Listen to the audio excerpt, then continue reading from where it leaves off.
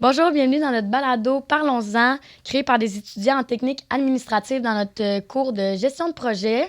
Je m'appelle Léa Fay. Aujourd'hui, je reçois Sébastien Auger. Peux-tu nous expliquer un petit peu qu'est-ce que tu fais dans la vie? Bonjour tout le monde.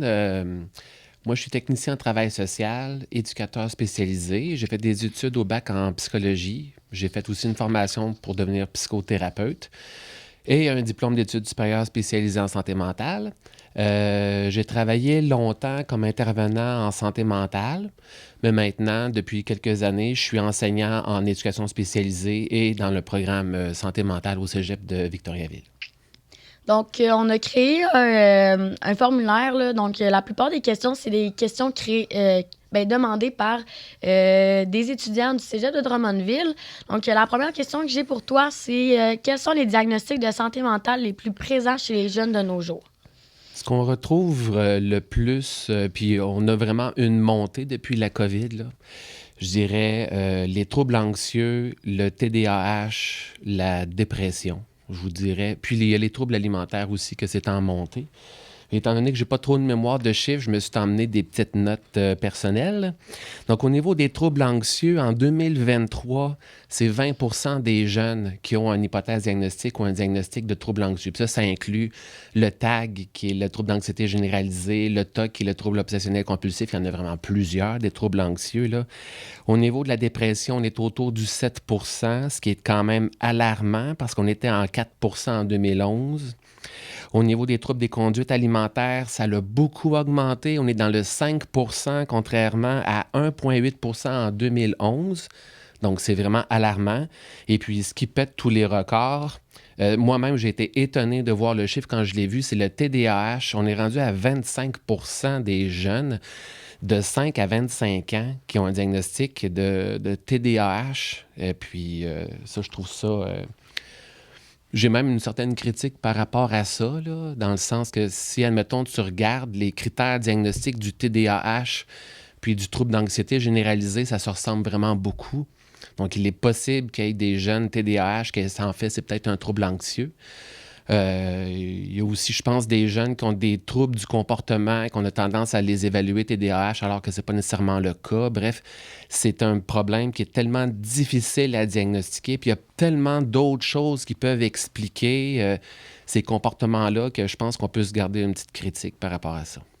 Donc, le nombre de diagnostics de TDAH, ça serait une personne sur quatre de nos jours. Un jeune sur quatre. Un jeune sur quatre. Est-ce que, mais pas tu sais, mais as-tu une petite idée de comme pourquoi ça a augmenté? Est-ce que c'est lié vraiment à la COVID? C'est lié à le système d'éducation? La manière que les parents élèvent leurs enfants? As-tu une petite idée? Il est possible qu'il y ait plusieurs formes de TDAH et je vous dirais qu'il existe une forme qui est vraiment génétique. Puis là, on est capable de repérer dans le cerveau vraiment qu'est-ce qui se passe au niveau du développement de certaines parties du cerveau, là, notamment au niveau du cortex frontal. Là, puis ça, c'est plus génétique qu'environnemental. Puis ça, je pense que c'est une proportion qui est moindre. Puis on voit vraiment là, des générations et des générations de TDAH dans la famille. Je pense aussi qu'il pourrait y exister des formes de TDAH où est-ce que c'est plus des causes reliées à l'environnement.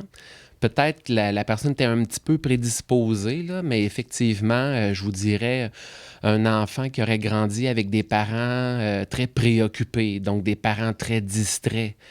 Le mode d'éducation, il joue pour beaucoup. Le type d'attachement que l'enfant va avoir avec son parent va y jouer aussi. La surabondance des écrans va aussi être un facteur de risque.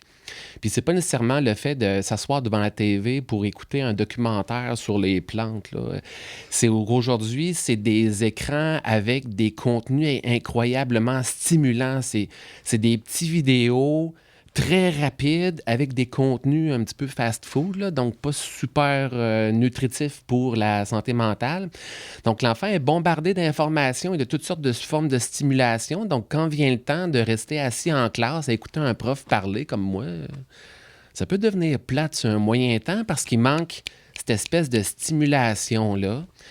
Je pense que l'alimentation y joue pour beaucoup aussi. L'alimentation très riche en sucre. Fait que je pense qu'il n'y a pas juste une cause, c'est vraiment plusieurs causes. Puis, mais pour le moment, c'est là où on en est par rapport là, à la science. Puis bien sûr, ben, depuis la COVID, les parents ont été préoccupés. Puis un parent préoccupé, ben, ça fait un enfant un peu plus insécure. Mhm. Fait que c'est sûr que ça a un impact, là. Tout ça est interrelié. C'est bon, mais c'est sûr que c'est un peu inquiétant, ces statistiques-là. J'imagine que, tu sais, il y a plusieurs trucs qui devraient être mis en place. Tu penses-tu que le système de santé, que le système d'éducation va un peu dans le sens de ces statistiques-là? Est-ce que tu penses qu'il y a plus de moyens qui sont mis en place ou, tu sais, mettons, dans le cadre du cégep, admettons, est-ce que tu penses que les plans d'action aident? Est-ce que tu penses qu'il y a autre chose qui pourrait être mis en place? Ben, je pense qu'il existe des ressources, mais je pense que ces ressources-là sont pas suffisamment financées comme ils le devraient. Et puis, juste par rapport aux services adaptés, là, moi, je suis prof au cégep. Je me rends compte que oui, c'est super aidant, mais présentement, le problème qu'on a, c'est qu'on déborde. Moi, quand j'ai commencé ma carrière de prof au cégep, c'était peut-être un ou deux étudiants par classe qui pouvaient s'absenter pour les examens, puis avoir un local, des coquilles, toutes sortes de mesures. Mais maintenant, effectivement, c'est presque un élève sur quatre. Puis je vais vous dire qu'en éducation spécialisée, du TDAH, il y en a vraiment beaucoup, là. Je ne sais pas pourquoi. Mais bref, mais c'est ça, c'est que les services adaptés débordent, puis ils sont pas capables de trouver l'espace. Donc, peut-être qu'on devrait réfléchir à comment plutôt aider les gens à rester en classe, mais avec des mesures d'adaptation, permettre des coquilles, permettre des écouteurs, permettre de rester un peu plus longtemps, payer les profs pour qu'ils restent un peu plus longtemps avec des élèves. Ouais, c'est sûr que ça l'aiderait pas mal, ça. Fait qu'il va falloir être créatif, il va falloir aussi peut-être repenser la manière d'évaluer. Puis peut-être être un peu plus créatif dans la façon d'évaluer des compétences au lieu que ce soit systématiquement des examens par cœur assis dans la classe concentrée. Je pense qu'on peut évaluer des compétences dans toutes sortes d'autres domaines qui nécessitent moins d'encadrement, là. C'est bon. Ma deuxième question, ça serait, ben, tantôt, on va parler un petit peu plus de certains troubles de santé mentale, mais avant ça, j'aimerais te demander, qu'est-ce qu'on peut faire pour aider nos collègues là, à l'école avec des problèmes de santé mentale? Si on a des travails d'équipe, on a une personne qui est anxieuse, qui est TDAH, qui est TPL, qu'est-ce qu'on peut mettre en place pour que la personne soit plus à l'aise ou que le travail d'équipe se fasse dans les meilleures conditions? Ici aussi, je me suis écrit quelques petites notes pour rien oublier. Dans la façon de communiquer, quand on sait que la personne elle a différents types de difficultés ou qu'elle est préoccupée ou qu'elle a un diagnostic ou peu importe, vraiment prêter attention à comment est-ce que vous allez communiquer avec cette personne-là. Trop donner d'informations en même temps ou trop d'informations contradictoires, ça peut être un petit peu compliqué. Donc, c'est vraiment important d'utiliser un mode de communication qui est très clair. Demander à la personne ce qu'elle a compris de ce que vous lui avez dit. Essayez de ne pas faire des espèces de remarques au niveau de «t'aurais dû le savoir» ou essayer de ne pas être jugeant dans vos attitudes. Fait que c'est important de bien informer la personne, mais en même temps, c'est important de ne pas trop la rassurer non plus. Une personne insécure, une personne anxieuse, le réflexe naturel, c'est de la rassurer, puis de la rassurer. Puis ça peut être correct un peu de rassurer, mais ce que la personne elle a à apprendre à faire, c'est de se rassurer par elle-même puis développer son autonomie. Et si la personne est entourée par trop de monde qui la rassure sans arrêt, elle peut développer une dépendance à se faire rassurer par tout le monde. Et puis là, ben, votre ami ou votre collègue va devenir de plus en plus lourd parce que vous avez l'impression que vous devez comme toujours la rassurer parce qu'elle ne développe pas suffisamment son autonomie. Donc, je vous dirais comme informer sans trop rassurer tout le temps. Puis des fois, quand on cherche à rassurer, on crée l'effet contraire. On se rend compte que plus qu'on essaie de rassurer, plus qu'on crée de l'anxiété, ce qui est quand même un peu bizarre, mais des fois, ça fait ça. L'autre truc, c'est démontrer de l'empathie, là. C'est correct de dire, ben, je me mets un peu à ta place, puis je peux comprendre que tu vives des peurs ou des... Tu sais, l'empathie, c'est vraiment important, mais encore là, je vous dirais oui à l'empathie, mais c'est important de mettre des limites. De mettre des limites, de nommer des attentes, d'être vraiment clair. pas jouer à l'intervenant. Il existe des ressources, il existe des intervenants pour ça. Jouer un rôle d'intervenant puis se sentir responsable du sort de votre collègue, c'est pas une bonne idée. Donc, c'est vraiment d'encourager la personne à aller chercher de l'aide. Vous pouvez faire des petites recherches sur Internet puis dire « Hey, j'ai trouvé comme telle ressource ou tel numéro de téléphone, tu sais-tu, ça te tente-tu d'appeler? » Ce qui va être aidant aussi, c'est de souligner les forces de la personne. Prends le temps d'encourager, de valoriser, de dire « Hey, ça, c'est un bon coup, bravo d'avoir fait ça, bravo d'avoir pensé à ça. » Souligner les forces de la personne. Essayer d'éviter de donner des conseils non sollicités. Quand tu as un problème de santé mentale, des fois, on dirait que tu as l'impression que tout ton entourage devient des experts là, qui veulent te donner des conseils. Tu veux pas toujours les recevoir non plus. Si tu l'as pas demandé, c'est rare que tu vas accepter la réponse. C'est ça. Les conseils non sollicités, là, ça tue la collaboration, puis à un moment donné, ça devient vraiment tannant. Puis à un moment donné, ben, tu lèves les yeux, puis c'est comme, de quoi tu parles? Et puis mon dernier truc, c'est écouter. Oui, vous pouvez comme offrir de l'écoute aux gens. C'est important d'avoir un réseau social puis de se fournir de l'écoute entre nous. Mais en même temps, si vous avez l'impression que l'écoute que vous offrez à un collègue ou un ami vient vous-même un peu vous contaminer, bien, vous allez chercher de l'aide. Des fois, on a l'impression qu'on est comme pris avec des gens de secret, puis on se dit, ben je peux pas en parler avec d'autres amis parce que je peux avoir l'air de parler dans le dos de quelqu'un. Donc, d'en parler avec une autre personne de confiance ou encore d'appeler télécoute, appeler la ligne prévention du suicide, là, le 1866 appel. Vous n'avez pas besoin d'être suicidaire pour appeler au 1866 appel. Là. Vous pouvez entendre des propos qui vous inquiètent, appeler puis dire hey, « Moi, j'ai entendu tel propos, ça m'inquiète. » Ils vont vous écouter, ils vont vous épister, vous aiguiller sur ça. Et dans certains cas, vous pouvez aussi appeler le 811 Info Social. Et puis là, vous parlez avec un travailleur social qui pourrait vous pister un petit peu. Donc, vous autres, allez chercher de l'aide si vous avez l'impression que vous en portez un peu trop. Là. Et tantôt, on parlait du système scolaire qui était peut-être pas assez, qui en donnait peut-être pas assez, qui n'avait pas assez de ressources pour les personnes avec des problèmes de santé mentale. Mais on remarque aussi que c'est quand même beaucoup tabou. Puis travailler avec des personnes avec des problèmes de santé mentale, ça peut souvent paraître plus compliqué que ce l'est. Parce qu'on n'est pas vraiment au courant, puis on sait pas vraiment comment agir avec ces personnes-là. Tu penses-tu que...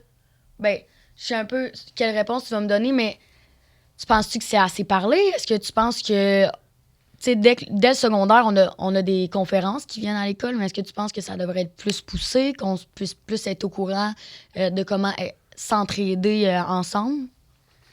Mais je pense qu'on n'en parle pas suffisamment, on n'en parlera jamais assez. Là. Je pense que ça prend...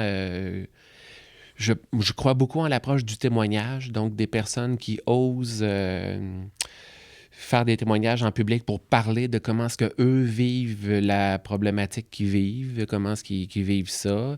Je crois beaucoup là, à l'expérientiel. Au niveau d'en parler puis de donner des informations, je dirais oui, mais il y a des pièges. Le piège, c'est l'autodiagnostic. Tu entends parler d'un trouble, puis là, tu te mets à te regarder, puis c'est comme « Hey, je pense que je l'ai. » Mais il y a juste un médecin ou un psychiatre qui peut poser un diagnostic. Puis moi, j'ai suivi des cours de psychologie où est-ce qu'un peu à chaque semaine, j'en apprenais sur un nouveau trouble, puis je pensais que j'avais une nouvelle maladie. Ou encore, je diagnostiquais ma mère puis mes ex. Là. Fait que ça, souvent, c'est un bon réflexe. On diagnostique tous nos ex. « Ah, je pense qu'un tel avait ci, puis une telle avait ça. » Fait que bref, il faut faire attention à ça. Et puis, il faut faire attention aussi aux généralisations. Tu sais, par exemple, si on entend parler du trouble bipolaire, bien là, il faut éviter de toutes mettre les personnes avec un diagnostic de bipolaire dans le même panier parce que ça ne se vit pas de la même façon. Puis les symptômes, c'est pas tous de la même intensité. Que ce soit pour n'importe quel diagnostic, l'expérience du trouble de santé mentale n'est pas le même. Donc, vous entendez parler d'un trouble, n'oubliez pas que derrière ça, il y a une personne qui le vit à sa façon. Mais oui, il faut en parler, puis c'est vraiment... Il faut briser des tabous par rapport à ça. Donc maintenant, on va parler plus de manque de motivation. La question que j'ai pour toi, c'est est-ce que tu as des trucs pour se motiver à aller à l'école, être actif, aller au travail? Moi, personnellement, dans le formulaire, les réponses, il y avait beaucoup de personnes que c'était le manque de motivation aussi qui venait jouer beaucoup, surtout, j'imagine, l'hiver aussi. Est-ce que tu as des trucs pour justement faire en sorte que, oui, on va à l'école, mais que ça nous tente un peu plus que juste y aller parce qu'on doit y aller? Ça, c'est une super de bonne question. L'être humain, de la façon dont il est construit, il est constamment à la recherche du confort. Fait qu'on recherche le confort, puis on recherche le confort, mais en même temps, le confort a tendance à nous abrutir, puis plus qu'on est dans le confort, moins on a le goût de faire des efforts. Fait que des fois, on vit des démotivations, puis je vous dirais, l'appétit vient en mangeant. T'sais, il y a des affaires dans la vie que si tu attends d'avoir le goût de le faire pour le faire, ça n'arrivera jamais. Il faut que tu le fasses, il faut que tu te parles dans ta tête, il faut que tu te donnes un coup de pied à la bonne place, tu le fais, tu te rappelles la raison pour laquelle tu le fais, puis après ça, tu te valorises là-dedans. Habituellement, on est fier de nous après avoir fait quelque chose qu'on avait comme plus ou moins le goût de le faire. Fait que des fois, il faut vraiment se raisonner. Je vous conseille d'écrire une espèce de journal de bord, à écrire des objectifs, plastifier vos objectifs à tous les jours, à regarder les objectifs que vous avez, puis vous vous dites, OK, tout le mal que je me donne présentement, c'est pour atteindre cet objectif-là. Faites-vous-en une espèce de mantra. Je propose souvent la méthode des 4 questions. Bon, présentement, c'est quoi mon inconfort? OK? Et si je me laisse glisser dans mon inconfort, ça pourrait m'emmener quel genre de résistance? Par exemple, la procrastination, c'est une résistance. L'hypersommeil, c'est une résistance. Jouer à des jeux vidéo pendant 48 heures en ligne, c'est une résistance. La drogue, l'alcool, tout ça, c'est toutes des résistances qui m'éloignent. Bien, ça m'aide à gérer le moment présent, mais ça m'éloigne de ce qui est important pour moi. Donc, si je me laisse aller dans mon inconfort, quel genre de résistance je pourrais avoir? Puis là, ben, la troisième question, c'est quoi mon but? Qu'est-ce qui est important pour moi? C'est quoi mes valeurs? Si moi, ma valeur, c'est d'être le meilleur père que je peux ou d'être le meilleur enseignant que je peux, c'est quoi les valeurs qui sont reliées à ça? C'est quoi mes objectifs? Et puis, ma quatrième question, c'est quoi les actions que je vais entreprendre pour m'approcher de ce qui est important pour moi? Donc, il y a deux mouvements. Qu'est-ce qui m'éloigne de ce qui est important pour moi, puis qu'est-ce qui m'en approche? Ben, c'est ça ma première question. C'est quoi mon inconfort? Si j'embarque là-dedans, c'est quoi ma résistance? C'est quoi les conséquences de cette résistance-là? Ben, si tu poches tes cours, tu vas être à l'école plus longtemps. Fait que si ton objectif, c'est de terminer l'école plus rapidement, ben, ça t'éloigne de ton objectif. Qu'est-ce qui est important pour moi? C'est quoi mon but? C'est quoi mes valeurs? Qui est la personne que je souhaite devenir dans la vie? Qui est la personne que je souhaite être? Et puis, c'est quoi les actions que je dois entreprendre pour m'approcher de qui je veux devenir? Fait qu'on se sert de tout ça, ces 4 questions-là, pour se botter le derrière, puis se dire, aujourd'hui, ça ne me tente pas, mais je vais le faire parce que il y a des valeurs auxquelles je tiens, puis j'ai un objectif précis. Je pense que le meilleur exemple qu'on peut donner, c'est commencer à aller au gym. Mettons que tu prends les 4 questions, tu sais, pour donner un exemple clair, avec aller au gym, ça serait quoi ton raisonnement, mettons, mentalement? Bon. J'avais prévu aller au gym ce soir, puis là, ben, j'ai une journée coup-ci, coup-ça, ça va plutôt moins bien, puis j'ai déjà des espèces de douleurs un petit peu physiques. Fait que ça, c'est mon inconfort. Ça me tente pas parce que j'ai déjà mal quelque part, puis j'ai eu une mauvaise journée aujourd'hui. Mais tu sais, je peux être super bon puis créatif pour m'inventer comme toutes les raisons nécessaires de rechercher le confort, parce que l'être humain est à la recherche de confort. Mais là, ça, c'est ma résistance. Fait que je peux procrastiner à demain, après-demain, la semaine prochaine, le fait d'aller au gym. Mais l'affaire, c'est que ces douleurs-là partiront pas. Ouais, ils vont s'amplifier probablement Puis ça va aussi. même s'amplifier. Puis, qu'est-ce qui est important pour moi? Ben, je voulais me donner la discipline d'aller au gym 3 fois par semaine. On connaît les bienfaits de l'endorphine. On sait que ça rétablit la sérotonine. On sait que sur le coup, il faut se donner un coup de pied pour y aller, mais à long terme, il y a toutes sortes de bienfaits. Donc, qu'est-ce qui est important pour moi, c'est les bienfaits d'y aller. Et puis, c'est quoi les actions que je vais faire? Ben, je vais y aller, mais je vais peut-être y aller un peu moins longtemps que qu'est-ce que je pensais, tu sais. Fait qu'on peut comme négocier ça. Mais peut-être qu'un coup rendu là-bas, ça va bien aller, puis je vais faire mon temps. Mais après ça, là, c'est important de se dire, hey, j'avais pas le goût d'y aller, j'y étais pareil, puis maintenant, regarde tous les bienfaits que j'en ai. D'autant plus que ça augmente l'estime de soi, parce que procrastiner des tâches que tu veux pas faire, là, ben, le coût que ça a sur l'estime de soi, là, c'est que ça s'en va en pente descendante, puis tu t'aimes de moins en moins là-dedans. L'estime de soi, c'est branché sur des petites réussites que tu vis au quotidien. Puis les petites réussites du quotidien, ben, c'est atteindre des objectifs. Hey, ça me tentait pas de le faire, mais je l'ai fait pareil. Cling! Un point pour l'estime de soi, tu sais.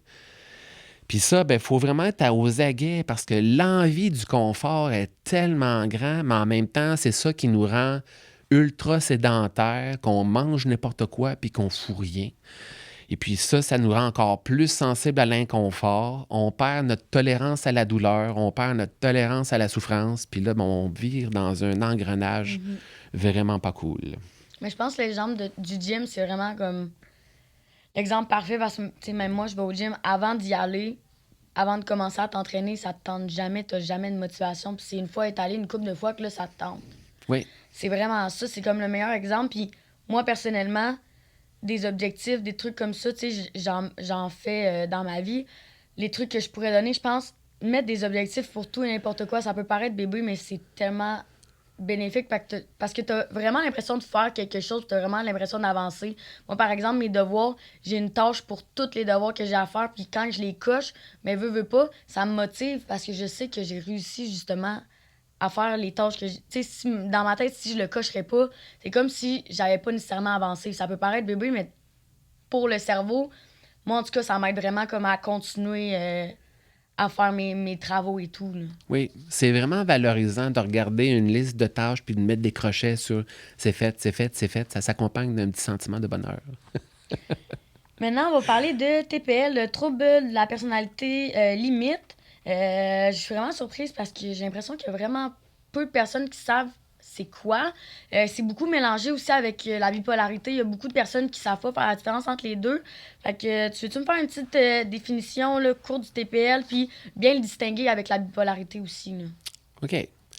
Trouble de personnalité limite, il faut savoir que c'est un diagnostic psychiatrique, c'est-à-dire que vous ne pouvez pas vous auto-diagnostiquer TPL du jour au lendemain. Ça se fait par un psychiatre. Donc, c'est un trouble de santé mentale. Donc, ça implique un niveau de souffrance élevé.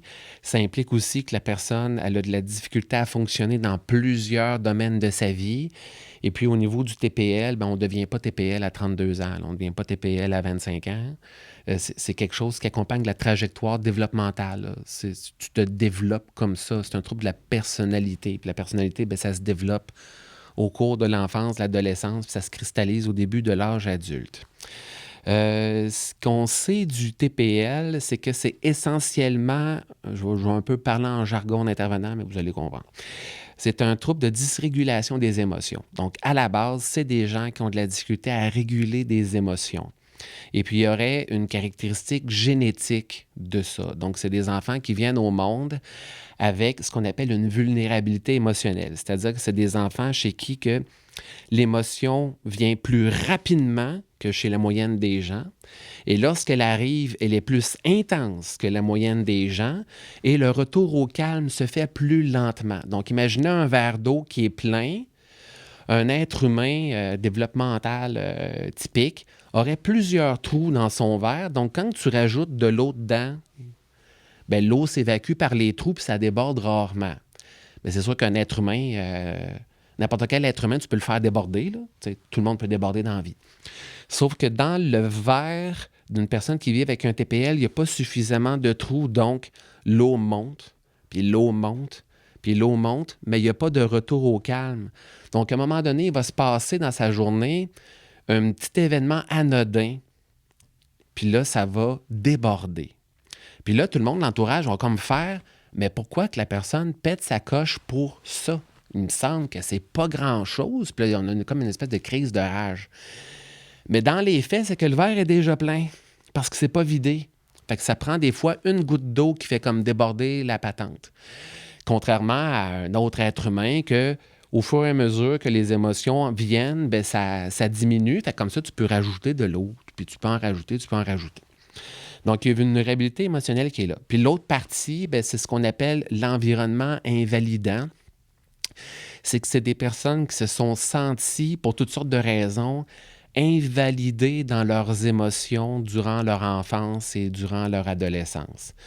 Là, ça peut être parce que le parent était trop préoccupé, le parent consommait, le parent avait des problèmes de santé mentale.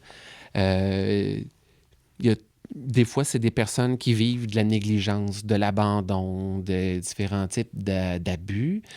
Puis dans certaines circonstances, le parent a des bonnes habiletés parentales, mais l'enfant est intense. Puis le parent, il en vient un peu à vivre une forme d'épuisement parental. Et puis, il se sent totalement démuni et impuissant devant l'intensité de l'enfant. Il a de la difficulté à décoder les besoins parce que les émotions sont trop intenses.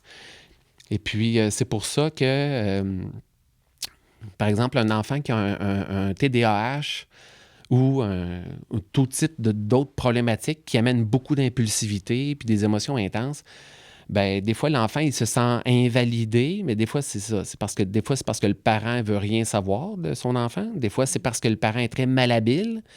Puis des fois, c'est parce que le parent est démuni. Fait qu'il y a toutes sortes de raisons, mais l'enfant, lui, il s'est senti invalidé. Donc, il n'a pas appris à identifier ses émotions, à voir c'est quoi le besoin qui est en arrière de ses émotions. Puis même, dans plusieurs cas, il a appris surtout à se méfier de ses émotions parce que quand elle arrive, ben, c'est trop intense. Donc, quand les émotions se tournent, ben, c'est souvent des personnes qui ont appris ce qu'on appelle des comportements exécutoires, là, soit à retourner leurs émotions contre eux, puis là, ben, ça se voit à travers des gestes d'automutilation. L'automutilation sert à diminuer l'intensité des émotions, ou encore, parfois, la personne TPL, sans s'en rendre compte, elle va un peu choisir quelqu'un dans son entourage qui va servir de paratonnerre. Et puis là, l'espèce de trop-plein que la personne elle a dans son verre, ben, dommage pour toi, mais ce jour-là, c'est toi qui vas écoper de ça. Fait que là, donc, la personne, sans trop s'en rendre compte, elle peut devenir impulsive puis plutôt hostile, puis des fois, ben, s'en prendre à des personnes qu'elle aime beaucoup. Mais des fois, c'est la seule stratégie qu'elle a pour diminuer l'intensité de l'émotion qu'elle vit. Mais c'est des personnes, je veux dire, qui ne sont pas malveillantes. Généralement, la personnalité limite, c'est pas des personnes qui sont mal intentionnées, c'est des personnes qui font vraiment ce qu'elles peuvent pour gérer toutes sortes de débordements émotionnels. Ils vivent fortes leurs émotions qui sont plus négatives.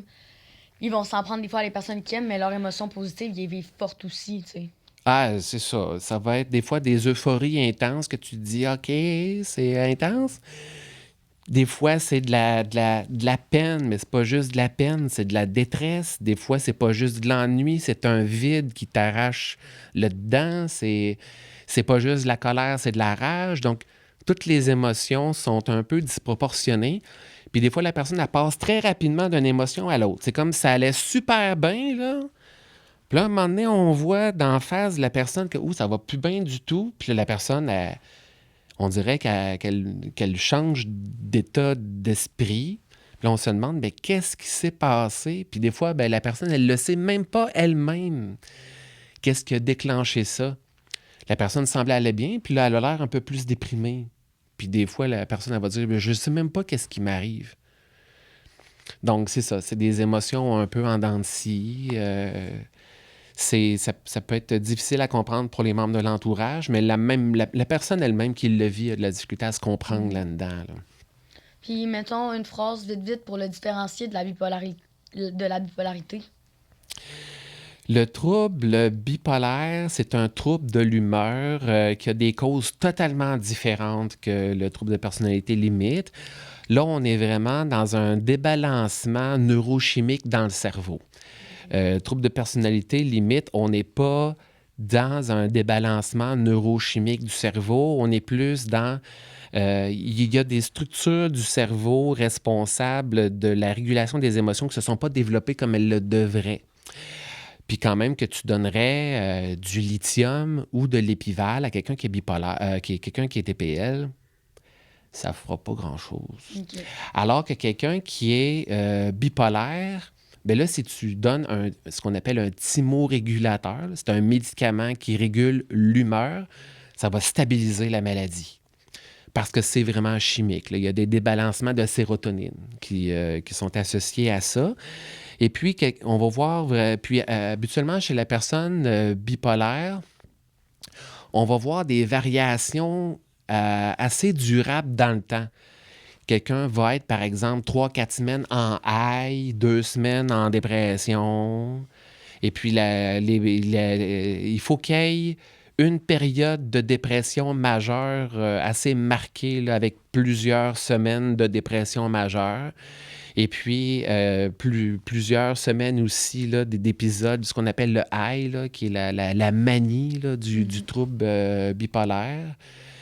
Et puis, dans la manie, ben, la personne, elle a un débit de voix super rapide, elle a 10 millions de projets, l'estime de soi est vraiment débordée, la personne, elle a une surconfiance en elle-même, et puis ça peut même emmener jusqu'à la psychose, là. Une personne bipolaire, là, ça peut aller jusqu'à une espèce de psychose dans la manie, là, où est-ce que la personne peut avoir l'impression d'avoir des dons spéciaux, puis...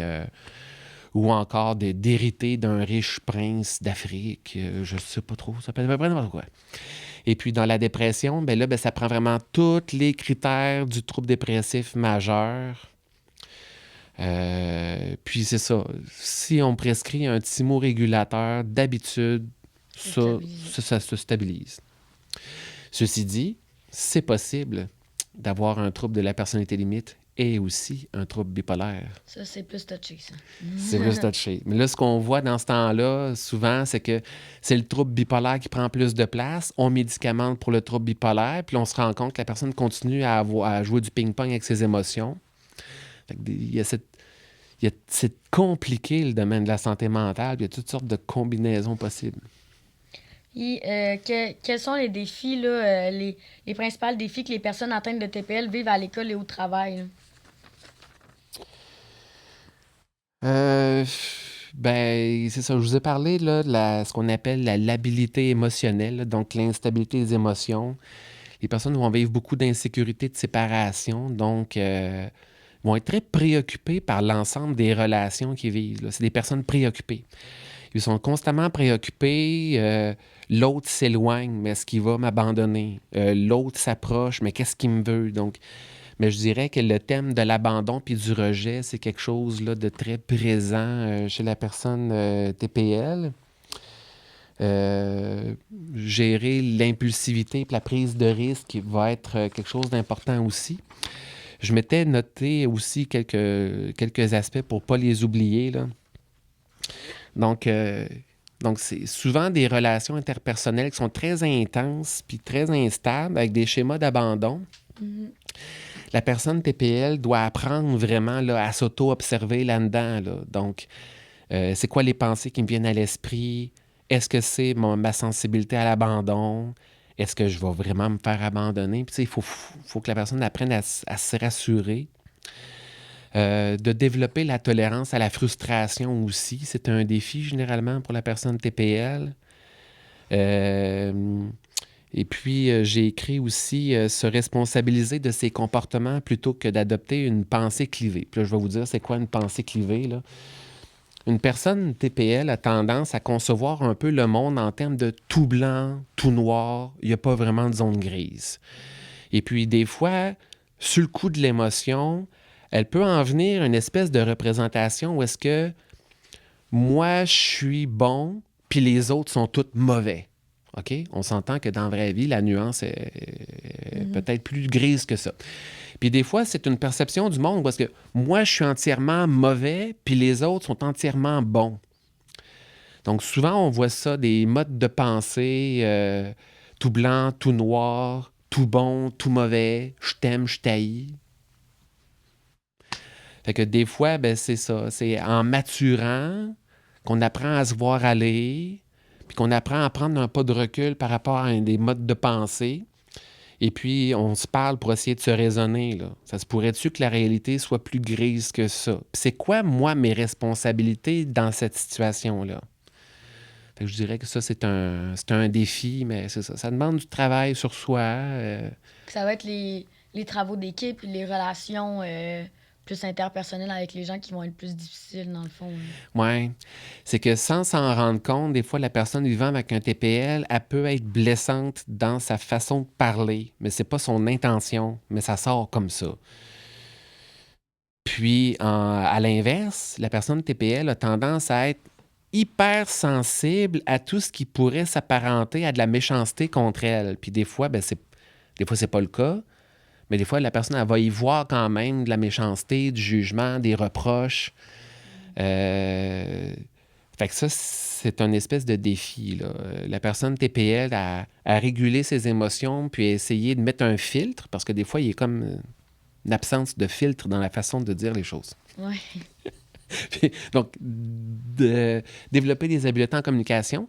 Et puis, en retour, ben, lorsque la personne elle entend des choses ou tout ça, ben, c'est d'essayer de se raisonner, euh, est-ce que c'est vraiment des signes que les personnes m'aiment plus ou est-ce que, tu sais, essayer ben, vérifier des perceptions. Je pense que Mhm. c'est vraiment la clé, là. C'est de vérifier des perceptions, puis de vérifier un petit peu, de clarifier des informations. Fait que tout va vraiment aller dans la communication. Puis c'est dur à développer, mais une fois que c'est développé, ça va aller beaucoup mieux dans les relations interpersonnelles au travail et à l'école, là. Ouais. Le TPS, c'est pas quelque chose qui se guérit, mais c'est quelque chose qui se gère. As-tu appris à le gérer? Tout le monde a des défis, tu sais. Et quelqu'un peut avoir des sensibilités d'estime de soi. Quelqu'un va avoir des sensibilités d'abandon. Il y a des gens qui vont avoir toutes sortes de sensibilités dans la vie. J'ai mes bébites, vous avez vos bébites, tout le monde a des bébites. Mais la grande question à se poser, c'est as-tu appris à les gérer, ces bébites-là? As-tu appris à les connaître, à les apprivoiser? Puis, as-tu appris à les gérer quand ils prennent trop de place? Euh, Ça ressemblerait à ça. Là, on parlait d'hypersensibilité chez les TPL. Il y a aussi ben, l'hypersensibilité tout court. C'est-tu un trouble, ça, qui est diagnostiqué, l'hypersensibilité, ou c'est juste un trait que quelqu'un peut avoir? L'hypersensibilité, c'est une condition, puis ça peut être relié à plusieurs diagnostics. Par exemple, si quelqu'un a un diagnostic, encore là, dans le jargon, il existe les troubles neurodéveloppementaux. Ça, c'est une famille de diagnostics dans lesquels on met le trouble du spectre de l'autisme, le syndrome Gilles de la Tourette, le TDAH. Donc, les personnes qui ont ce type de diagnostic-là ont tendance à l'hypersensibilité sensorielle. Mhm. Donc, les bruits, les textures, les goûts, les odeurs, c'est comme si les gens vont percevoir certains bruits, mais fois mille, là. Puis c'est vécu comme des agressions. Fait qu'un TND, là, qui est le trouble neurodéveloppemental, peu importe lequel, les gens ont souvent des particularités sensorielles. Il existe aussi l'hypersensibilité émotionnelle, ça aussi. Mhm. Et puis, les personnes vivant avec un TND, TDAH, trouble du spectre de l'autisme et compagnie, peuvent aussi avoir une hypersensibilité émotionnelle ou vivre des particularités dans la façon de vivre les émotions. Sinon, ben, des fois, l'hypersensibilité, c'est un effet d'une autre problématique. Si je développe un trouble d'anxiété généralisée, mais ça se pourrait qu'à la base, comme personne, je ne sois pas nécessairement hypersensible, mais mon anxiété me rend hyper vigilant puis stressé à tout ce qui m'arrive. Donc, ça se pourrait que là, je devienne comme hypersensible à cause de mon anxiété. Ça se pourrait que je développe un trouble de dépression majeure, puis que quand je suis dans mon gros down, bien là, je deviens hypersensible à certaines choses, mais là, ça va être plus une conséquence de ça. OK. Puis, comment ça peut affecter les étudiants dans leur vie scolaire, l'hypersensibilité? Oh! Mettons en gros, parce que c'est sûr qu'il y a beaucoup, il y a beaucoup Dans la d'aspects, vie là, ça, c'est scolaire. sûr, là. Ben, la vie scolaire, c'est... T'es en train de te concentrer pour faire un examen, puis il y a quelqu'un à côté de toi qui... Qui mange de la Puis là, t'as le goût gomme. d'y lancer ton crayon, tu C'est sais. ça. Puis là, ben, on dirait que plus que tu te concentres sur une tâche, plus que tous les bruits environnement t'agressent, là. Moi-même, j'ai comme des particularités sensorielles, puis dans certaines circonstances, je vous jure, là, j'entends le bruit des néons. Ouais, moi aussi, des fois, ça m'arrive, il y a des bruits que. Puis ça devient dur à se concentrer après. Tu sais, t'es dans un examen, il y a l'autre qui est en train de gosser après son crayon, il mange sa gomme, il tâche Ah, il c'est ça. tousse, il fait telle affaire. Tu sais, c'est compliqué, là. C'est pour ça, tantôt, quand on parlait des mesures aussi, les écouteurs, là, ben, en fait, ça devrait toujours être permis, moi, je pense, là. Oui, Mais... oui, les bouchons acoustiques, les écouteurs, tous les outils sensoriels qu'on peut utiliser. Que je vous dirais là, que c'est ça, dans les grands défis là, des personnes là, hypersensibles, quand vous faites un travail, c'est important de prendre des pauses. C'est important de bien organiser les séquences d'un travail. Des fois, je corrige des examens, puis comme prof, ça me frustre un peu parce que je sais qu'il y a des élèves qui ont des excellents potentiels puis qui comprennent la chose, mais je vois que ils ont lu juste de la moitié de la question de l'examen, puis dans leur esprit, ça va comme des fois tellement vite ou ils sont tellement distraits qu'ils lisent pas le restant de la question. Fait que c'est comme, j'ai pas le choix d'enlever des points, mais je sais que la personne la comprend, mais je sais que c'est parce qu'elle n'a pas Ouais. bien... Donc, je vous dirais, là, lire chaque question au moins 3 fois. Puis aussi, avant de commencer un examen, lire toutes les questions de l'examen en prenant des grandes respirations profondes avant de commencer à la première réponse. Parce que des fois, d'avoir une vision générale de l'examen nous sert à mieux comprendre qu'est-ce que le prof veut à différentes sections. Puis à gérer notre temps aussi, j'imagine, là. Gérer le temps. Vous êtes en train de faire un examen, prenez des pauses. Prenez des petites pauses.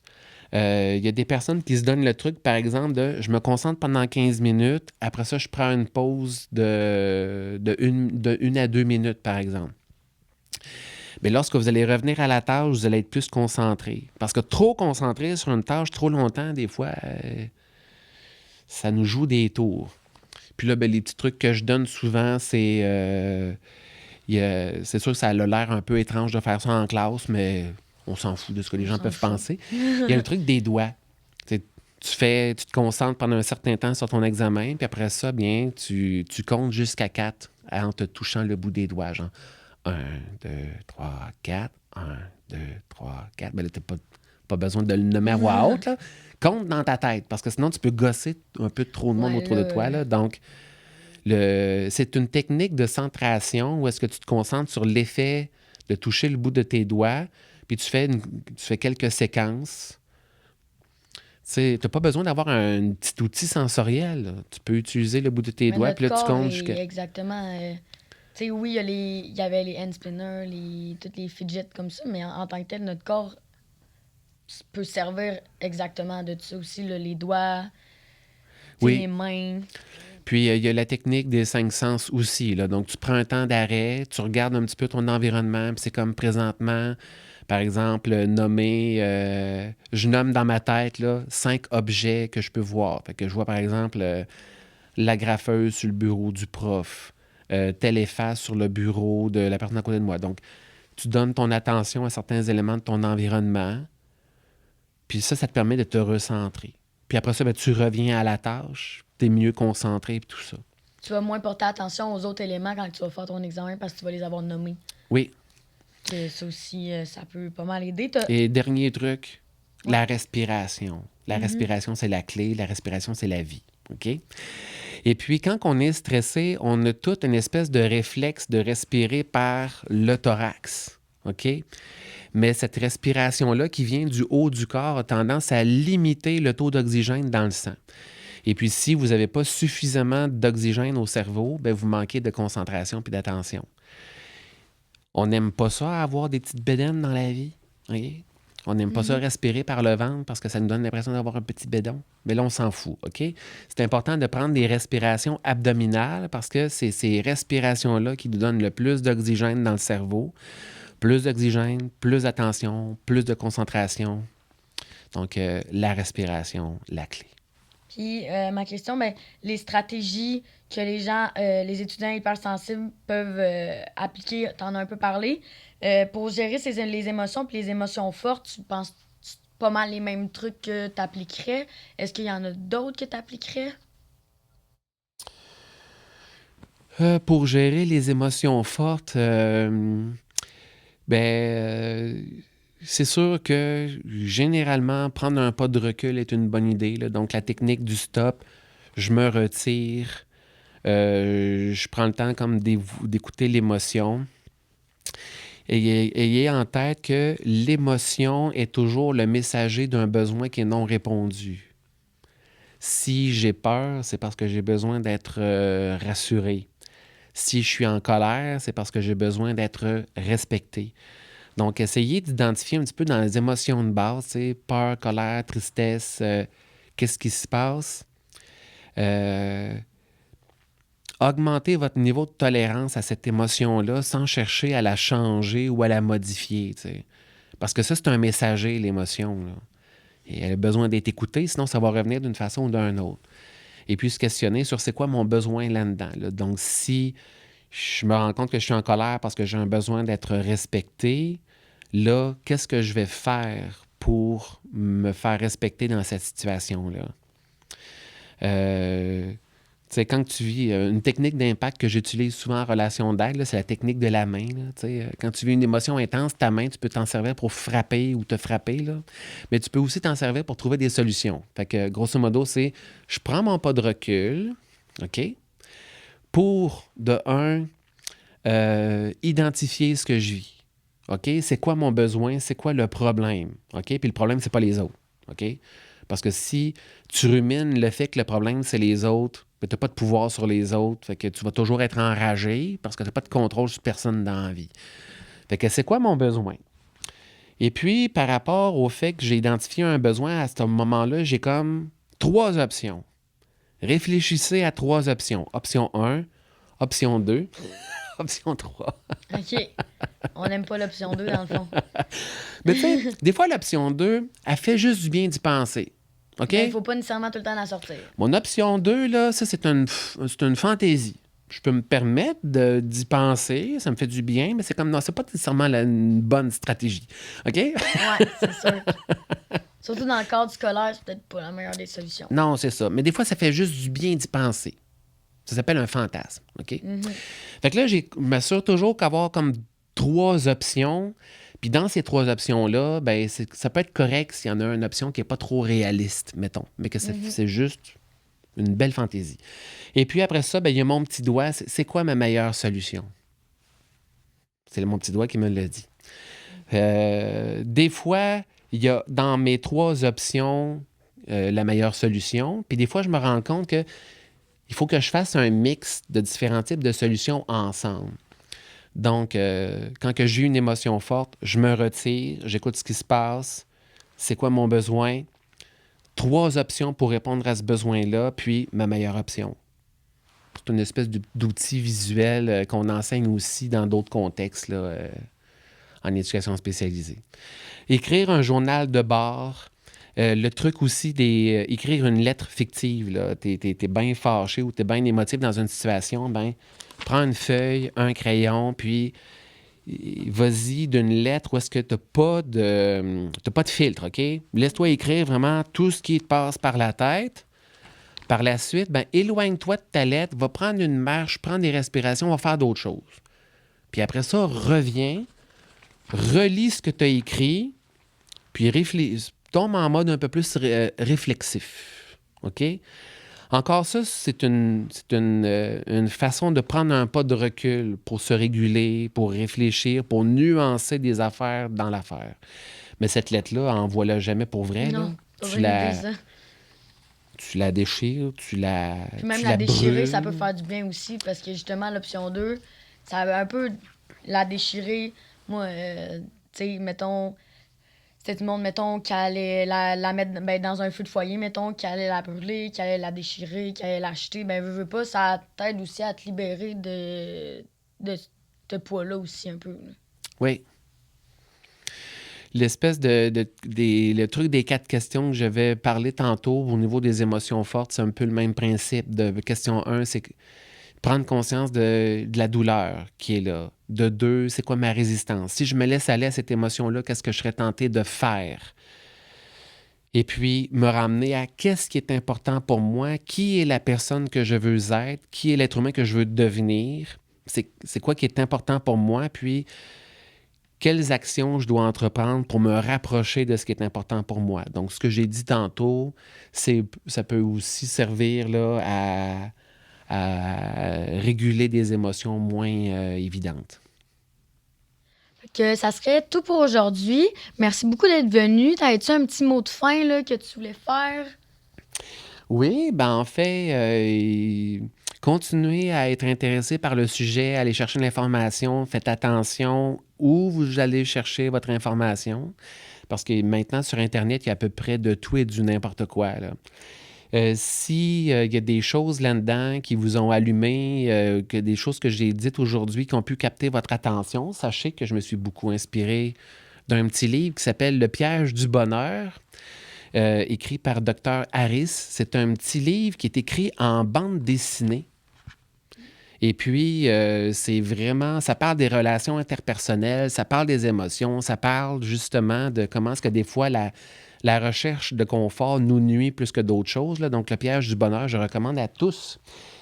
Et si parmi vous, il y a des gens qui étudiaient dans le domaine de la relation d'aide, soit en sciences humaines, option relation d'aide, ou en éducation spécialisée, arrosez les fleurs et non les mauvaises herbes. Pour toute personne qui débute un petit peu le cheminement d'apprentissage dans le domaine de la relation d'aide, là, ce livre-là, Arroser les fleurs et pas les mauvaises herbes, je vous dirais là, que c'est vraiment... je pense que toutes les bases d'une bonne attitude en relation d'aide se retrouvent vraiment dans ce livre-là. C'est des petits trucs super concrets. Le livre n'est pas super gros, donc je vous recommande ardemment. Ouais, merci beaucoup d'être venu aujourd'hui. Je voulais aussi remercier Belle Cause qui nous finance aujourd'hui pour parler justement plus de la santé mentale puis d'essayer de que ça soit moins tabou, là, justement, là, que les gens soient plus informés. Donc, merci beaucoup à Belle Cause et à toi d'être venu aujourd'hui. Ça fait plaisir.